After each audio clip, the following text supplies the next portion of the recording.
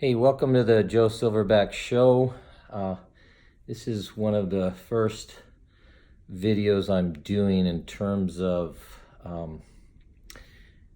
family life, and getting a lot of questions about my early family life and how some of the principles I talk about apply, and some of the experiences I've had and how it worked, etc. So I'm going to give you a little bit of an introduction, and then, as always, your specific questions that you want to know more about help me make my my educational videos more precise and more helpful. So that's what we're all about. We're having a conversation here.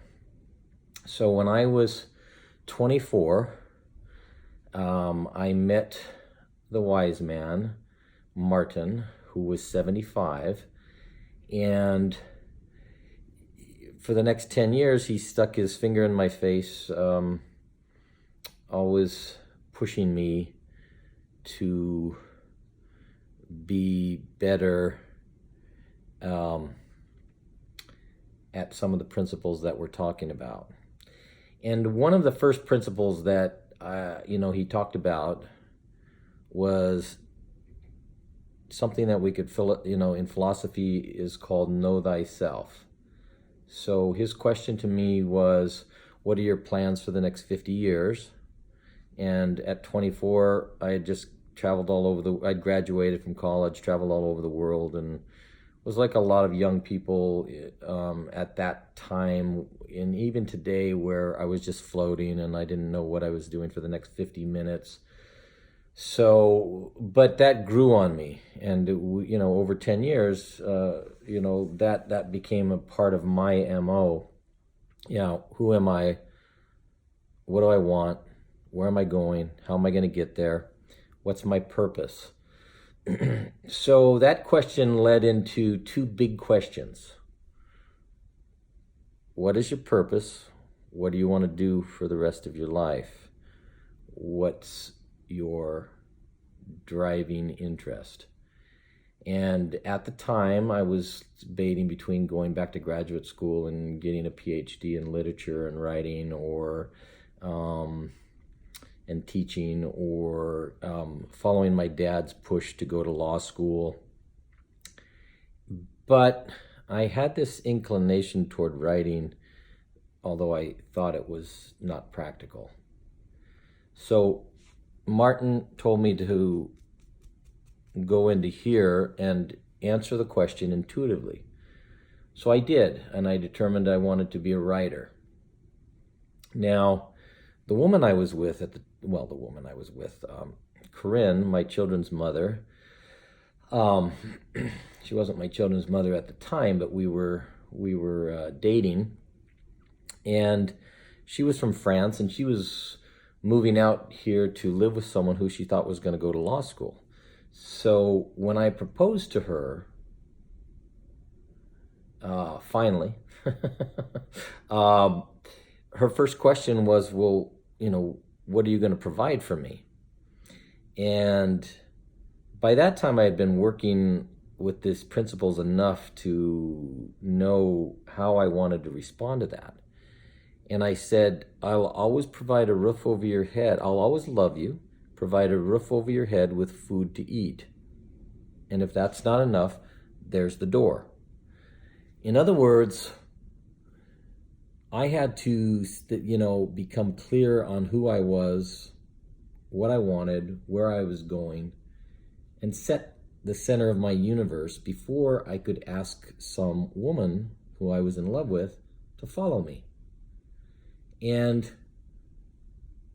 she called to her mother, and she cried like a little child on the phone, and because we were, she said to her mother, he wants to be a writer, and we don't have any money, and we don't have any furniture, and at the time we were living in this studio that was about 350 square feet, so our bedroom, living room, and kitchen was all in one room.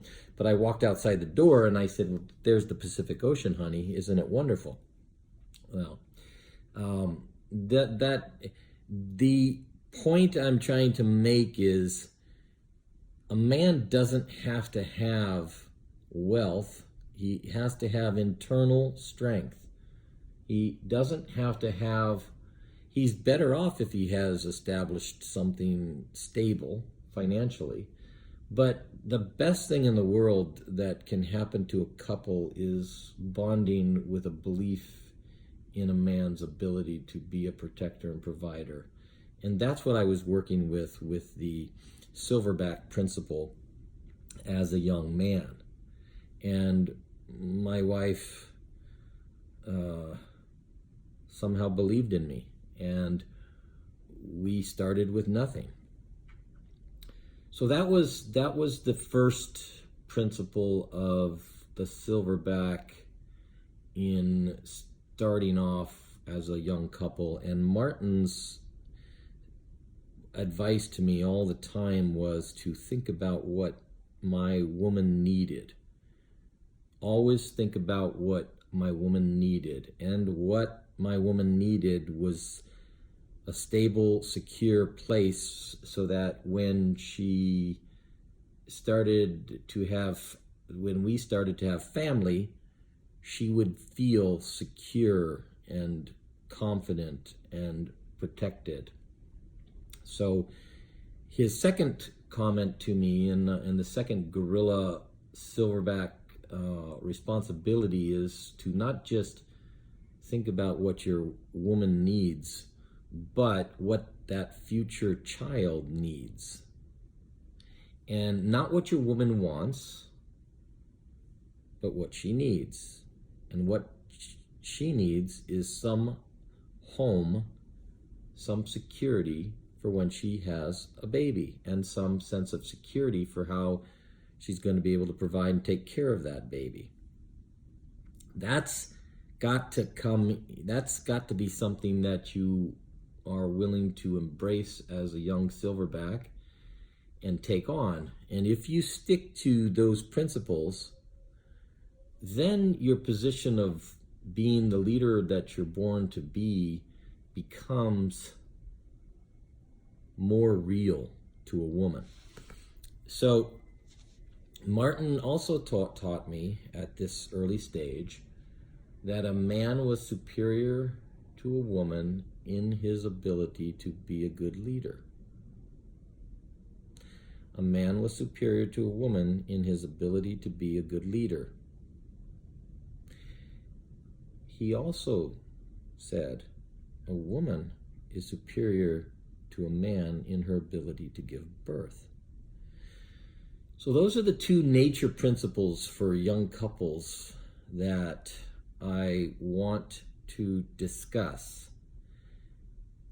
A woman's power comes from embracing her need to be a mother and her need to be a good mother. And a man's strength and power comes primarily from his need to be a good leader. And those two are an amazing combination when they're done well. So if a man is focused on providing and protecting and creating an environment so his woman and his future child can have what they need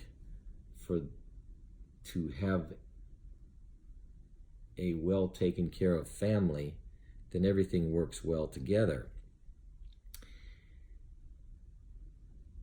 Martin also talked about the role of the woman in her selflessness, and that's what distinguishes a woman from a man in terms of when she gets pregnant and gives birth.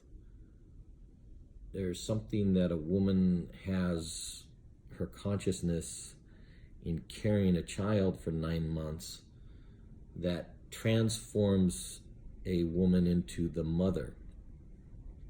And a man doesn't have this biological transformation. A man has to get it from older men um, or he has to get hammered by life and maybe hammered by a woman who has become and is transformed into the mother.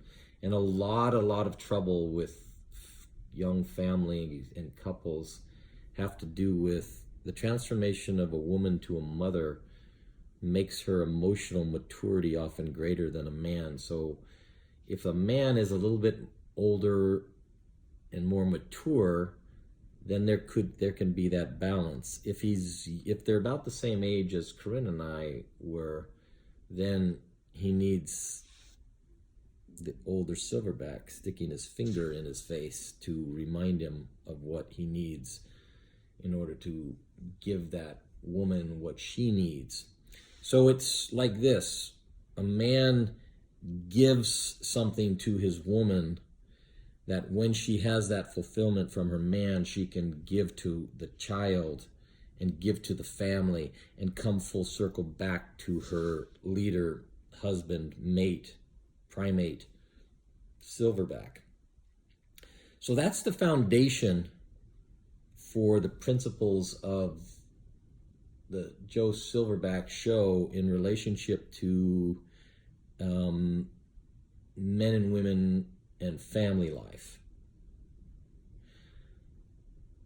There's individual things that we men need to work on, which primarily centers around responsibility.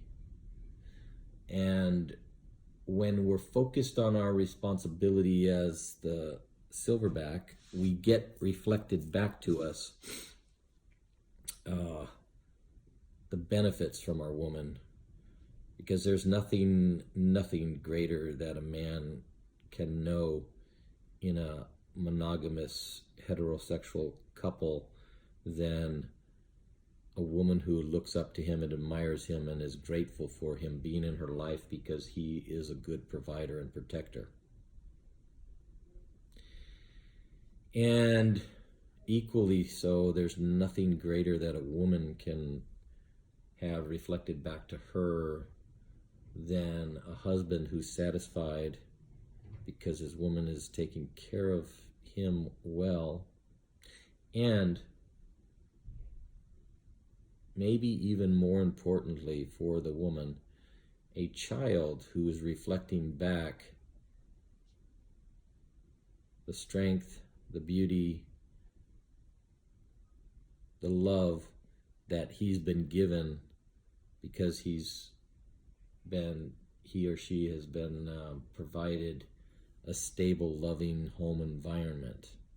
It's a beautiful thing when it works right, and I care very, very deeply about each couple who talks to me about these things, and each man who talks to me about his position, and each woman who talks to me about her role. Okay, that's the essence, that's the basis for the Silverback principles as it relates to couples and family life. Your comments, your stories, your questions all help us engage more deeply in this. I want to hear from your experiences. What's working, what's not working, what has worked, what hasn't worked. And